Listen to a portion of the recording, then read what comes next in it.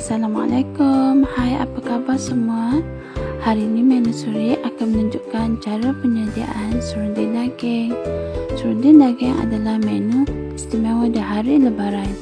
Jom ikuti cara menu Suri menyediakan serunding daging. Jom masak. Antara bahan-bahan dalam penyediaan serunding daging, di sini saya menggunakan 2 kilo daging lembu yang direbus empuk dan dicarik-carik sebegini, dicarik halus.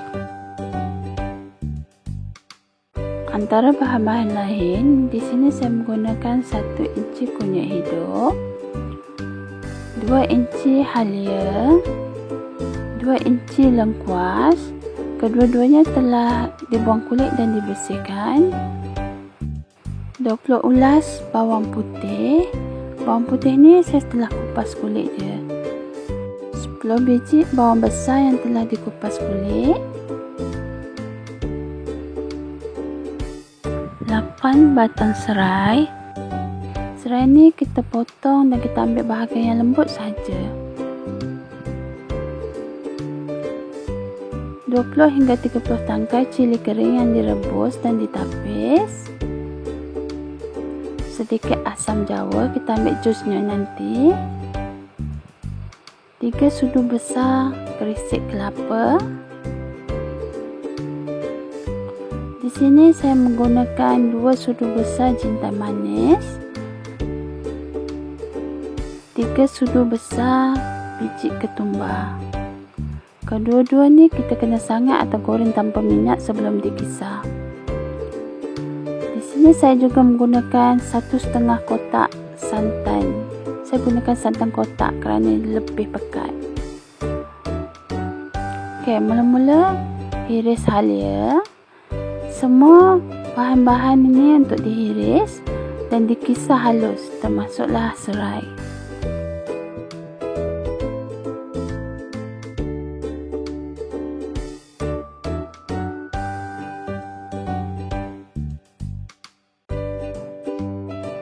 Halia dihiris nipis, kemudian kita ketepikan.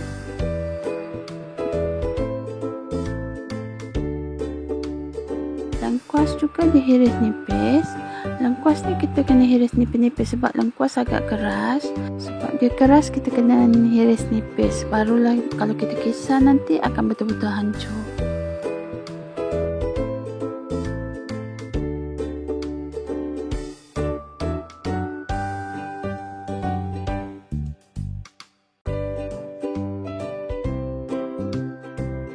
Kunyit hidup juga dihiris nipis.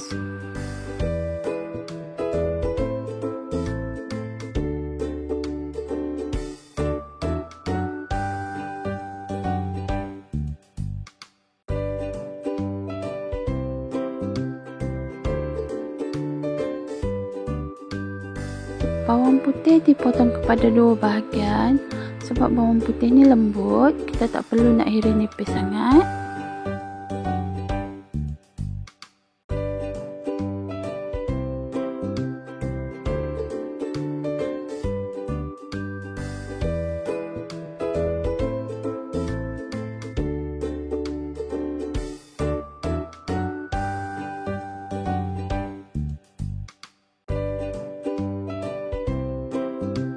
Bawang besar dihiris kasar.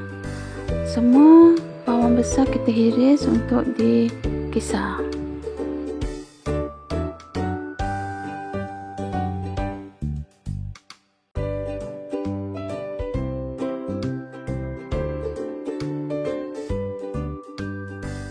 Serai juga perlu dihiris nipis, ambil bahagian lembut saja.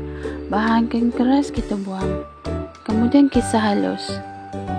Jintan manis dan biji ketumbar disangai atau digoreng tanpa minyak. Kemudian dikisar halus menggunakan pengisar yang kering.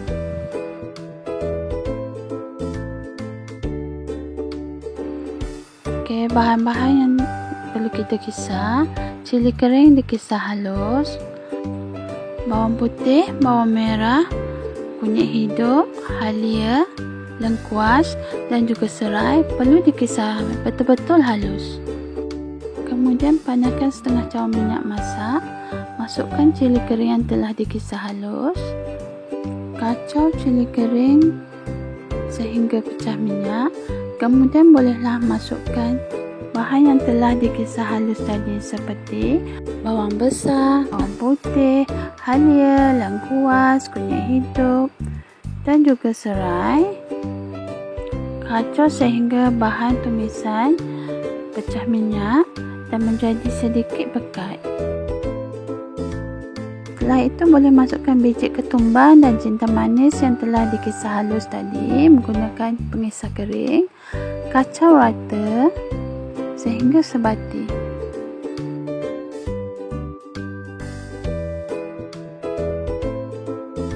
Setelah semuanya tercampur rata, bolehlah dimasukkan daging.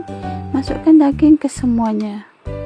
Setelah itu, kacau daging dan bahan tumisan sehingga tercampur rata.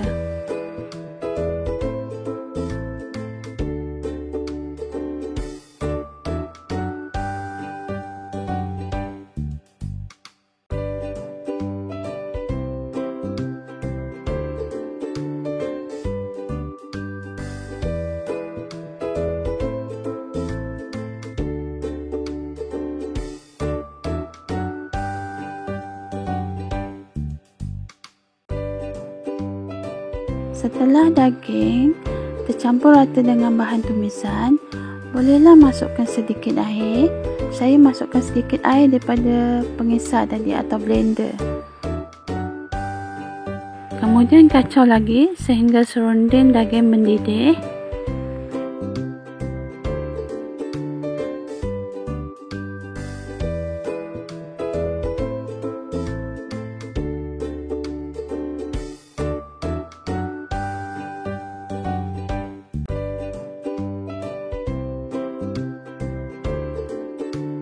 Setelah daging agak mendidih, boleh campurkan garam dan juga gula secukup rasa.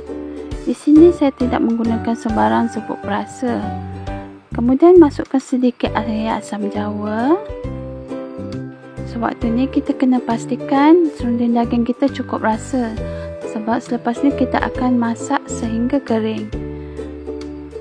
Di sini saya juga masukkan 1 keping asam keping. Fungsi asam keping ini memberi rasa dan juga membuat serunding daging tahan lama. Akhir sekali, masukkan santan dan juga kerisik. Kacau rata supaya betul-betul sebati. Serunding daging dimasak di atas api yang sederhana dan dikacau sehingga kering. Okey, serunding daging kita sudah siap. Sejukkan dan bolehlah disimpan di dalam bekas yang kedap udara. Serunding daging boleh dihidangkan dengan berbagai menu. Mudahkan untuk membuat serunding daging walaupun mengambil masa yang agak lama. Jangan lupa like, subscribe, tekan loceng, share dan komen.